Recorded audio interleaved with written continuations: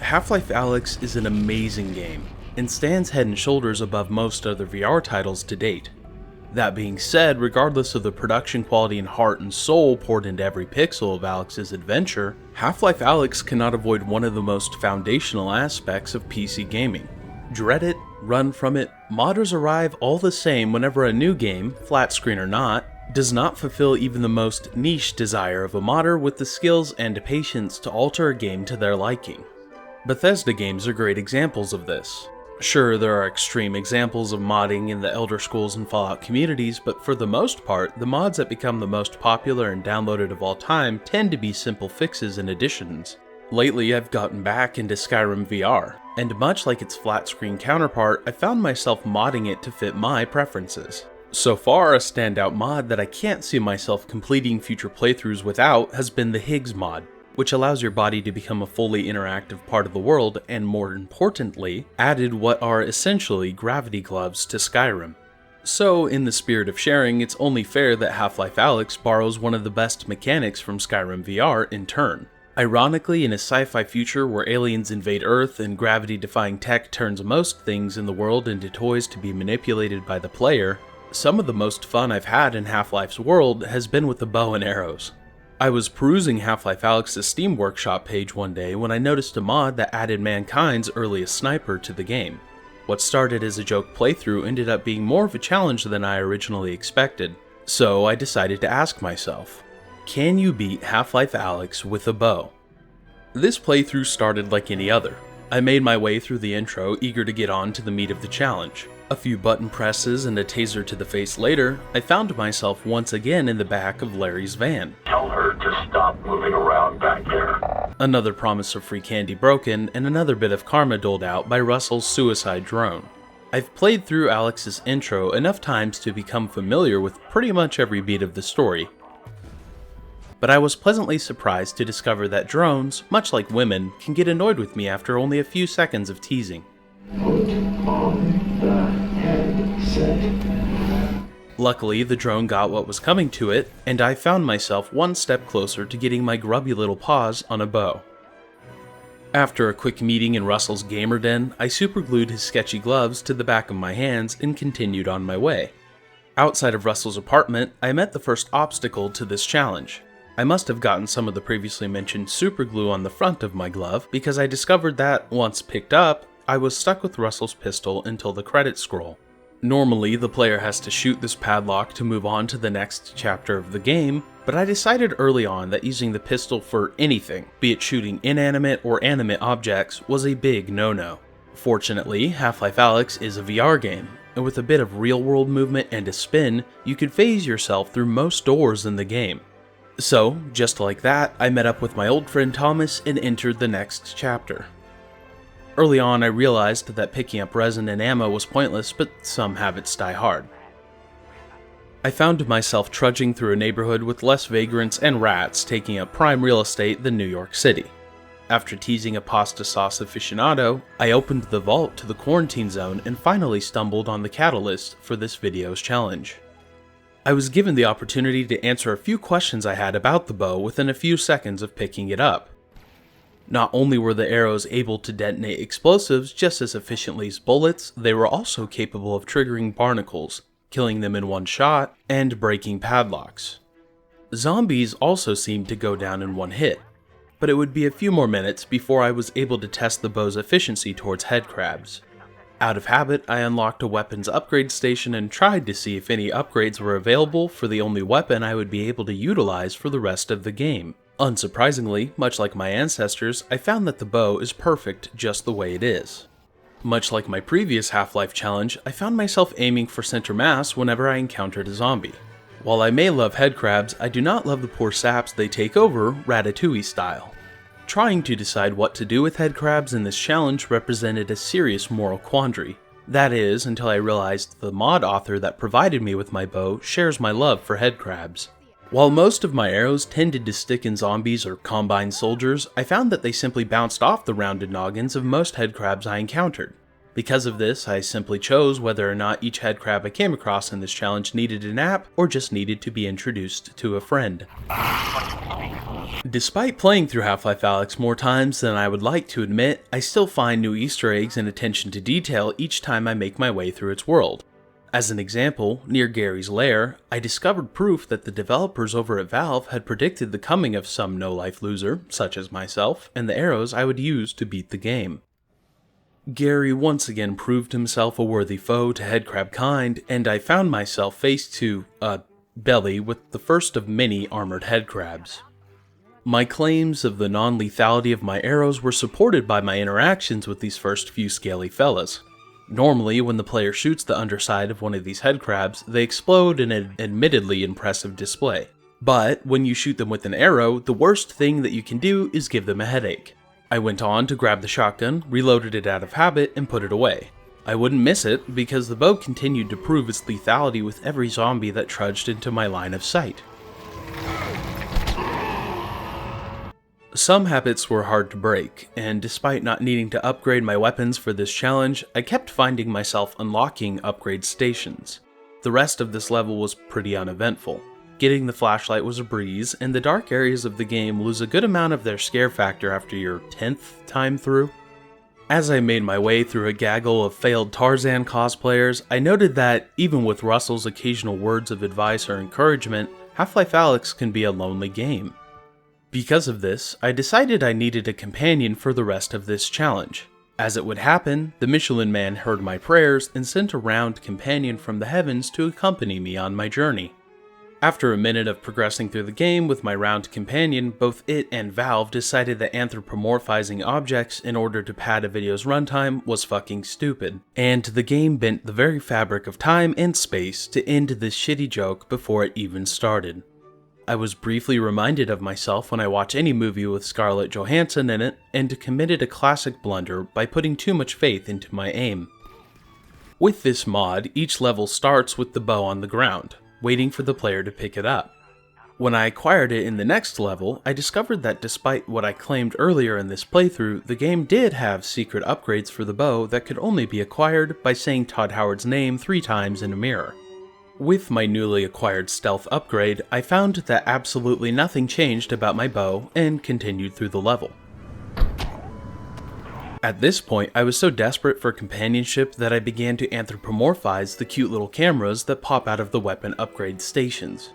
But I mean, how could you not fall in love with their funny little hats?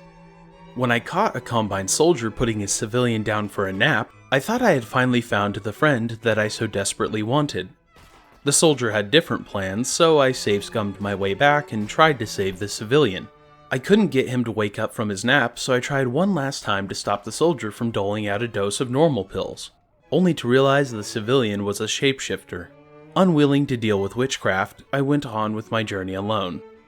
I came across a chimney stack that shared the structural integrity of my channel's grasp on the YouTube algorithm, and did everything I could to save my father.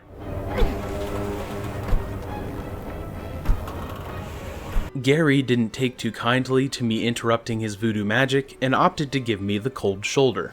Love you too. Thank you! Ignoring my newfound ability to break the game, I went on and encountered a headcrab that didn't know when to quit. After my strange encounter with Eli and Gary, I started to notice other weird occurrences as the game went on. While some nerds might chalk them up to bugs with the game or the bow and arrow mod, intellectuals will acknowledge that the game itself was starting to become upset with my tampering with Papa Gabe's grand plans. This conflict with the game's design was further exacerbated by my inability to use grenades, arguably the most entertaining weapon utilized in normal playthroughs of Alyx. Besides the obvious applications like using grenades to clear out barnacle nests or separate headcrabs from the filthy human bodies they tend to find themselves on, grenades are used to complete environmental puzzles. At first, I considered trying to apply some twisted logic that would allow me to use a grenade since the puzzle had a scripted solution, but we both know I'm better than that. I briefly considered stacking boxes and trying my luck at getting an angle at the padlock on the backside of the door, but I quickly gave up and utilized the previously showcased method of getting through doors, with varying results. Using the glitch turned out to be the right decision. This particular lock was a massive aerophobe. With a push of a button and a twist of my knee, I got back out of the locked room and encountered the first heavy combine of the game. To my surprise, like every other enemy I had encountered up until that point, the heavy combine went down with one well-placed arrow. The Northern Star held a few welcome and unwelcome surprises for the challenge, including a headcrab so against taking piano lessons that it phased out of existence. The piano did not take a liking to my own attempts to play it, which should have clued me into a more sinister force working behind the wallpapered confines of the hotel. I used the phase glitch in an attempt to get crushed by the elevator, but I instead found myself banished to the back rooms. This happy little accident derailed my progress through the game for a while, but it also taught me a few valuable lessons about Half-Life Alyx. For one thing, I realized the headcrab that so avidly avoided playing the piano earlier had likely found himself in the same predicament that I was in. While I was unable to find him anywhere in the back rooms, I was educated about another aspect of Alyx. This adventure showed me that the Northern Star is unlike any other hotel I've come across, and I've visited the Tower of Terror more times than I'd like to admit. At one point, I slipped into the void surrounding the Northern Star and found myself floating slowly down into the unknown. I fell at a slow and steady pace for a few minutes, accompanied only by the glow of a syringe. After what felt like ages had passed, the hairs on the back of my neck stood on end, and as I sensed a vague shape moving just on the edge of my vision, something grabbed my arm. A voice called out to me, asking, begging me to join it, to go deeper, deeper into the void, further into the darkness, further into... I used the phase glitch in an attempt to get crushed by the elevator, but was disappointed to find myself trapped inside. When I realized there was nothing interesting inside, I safe-scummed my way back a few minutes and went on to meet an old friend. The first Sparky actually gave me quite a fright when he ignored my arrows, opting instead to hiss at me and run away. I was able to stick him eventually, and for a brief moment I felt compelled to remind everyone that Sparkies are not headcrabs, but the urge quickly passed. I asked a zombie where he got his nails done and was quickly put in my place when he decided that a 20-foot plunge was more appealing than answering me. I bonked another Sparky, which dissolved into a cloud of ash and sparks, and found yet another weapon that I would have no use for in this challenge. Once outside the hotel, I woke a Vortigaunt from his nap, and just as I thought I had made a friend that would actually stick around for a while, he saw fit to leave this reality entirely. When it's not trying to scare you or make you punch a hole in your ceiling light, Half-Life Alyx can be a beautiful game, and a glimpse into the future of VR games both mechanically and graphically. I got my daily fix of button pressing, a gift from the game that was likely trying to get me to lower my guard for when I met the first enemy that could actually tank a hit or 10 from my bow.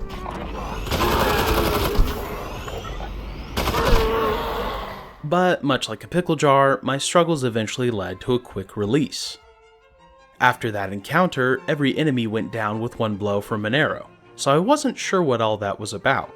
Eventually, this challenge exposed one of its advantages over the last challenge when a poison headcrab jumped suicidally into a barnacle and I didn't have to lift a finger to help it.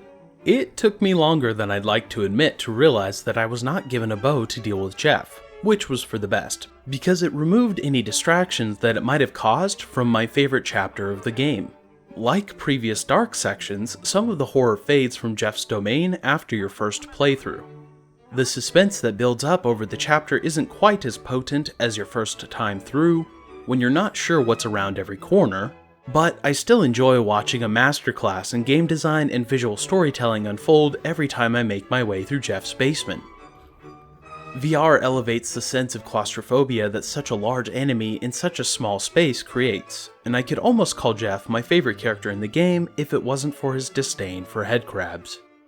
After watching Jeff show off his best Kool-Aid Man impression, I once again found myself face to face with a locked door. This time I had to use the phase glitch to get through it, not because I couldn't access it, but because I didn't have my trusty bow on hand. Doing so seemed to break Jeff's AI, and I ended up getting every battery needed to progress through this section of the level without Jeff chasing me. Things got back to normal when I tried to unseal the entrance to Vault 111, and much like a college freshman desperate to stand out, I used vodka to highlight Jeff's insecurities and pressured him into death. Thanks to a seemingly random fuck-up in my recording software, I ended up recording my second monitor during my entire run through Chapter 8. While it was a bummer to lose out on footage, a majority of the chapter can be summed up in a few seconds. I still believe that Chapter 8 is the most repetitive chapter in the game thanks to the way antlion combat plays out, which is why I casually wormed my way out of bounds and skipped to the end of the chapter. Once I got the kinks in my recording software straightened out, I found myself slightly disappointed by this challenge. When I unlocked the last weapon upgrade terminal to prove that I made it through the entire game without giving in to the temptation to pick up any resin, I realized that without searching every nook and cranny for resin and ammo, the game loses a good chunk of its sense of exploration and the rewards that accompany a keen eye. After that realization, combat lost most of its appeal. Large arenas turned into slight inconveniences as I melted every Combine soldier I came across. Despite the lack of engagement provided by the combat, I was still thoroughly entertained by the subtle details and world building the developers crammed into every corner of City 17. The work put into the Combine's mannerisms and fluid, realistic movements matched the immersion provided by VR, and at times transcended the platform. The game must have picked up on my waning interest, because the last headcrab I encountered seemed more interested in dancing than fighting. I took his happy wiggles as a sign from Gavin himself and decided to bring him with me for the rest of the game. In a brief moment of stupidity, I placed him in what I thought was a safe spot while I woke the Strider up. Besides inadvertently robbing me of my last chance for companionship on this run, the Strider posed a much more significant threat to this challenge. During a normal playthrough, this combat set piece relies on Alyx hopping on a futuristic cannon and blasting the Strider's legs out from under it. No matter what I tried, there was no way to progress through the story with my bow. The arrows simply bounced off the Strider. So, try as I might, I could not beat Half-Life Alyx with the bow. But, in the words of my 3rd grade elementary school teacher, Mrs. Crawley, spitters are quitters. I went on with the playthrough, determined to finish what I started. I was pleased to discover that I got my bow back after the vault stripped me of all my items, and I was even more pleased when I was reunited with my old friend, the haunted piano.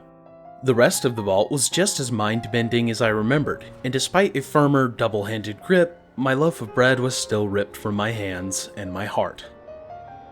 The low-gravity section where you normally zap Combine soldiers with your upgraded gravity gloves was still fun with the bow, and it was where I landed the most dramatic shot of the run. And as I took my last steps as an unemployed Alyx Vance, I couldn't help but still count this challenge as a success. Sure, I had to kill the Strider with a weapon that wasn't a string tied to a stick, but scripted segments strike me as low blows to these types of challenges. If you got to this point in the video, thank you for sticking around, and do me a favor, comment below whether or not you think this challenge was a failure or a success.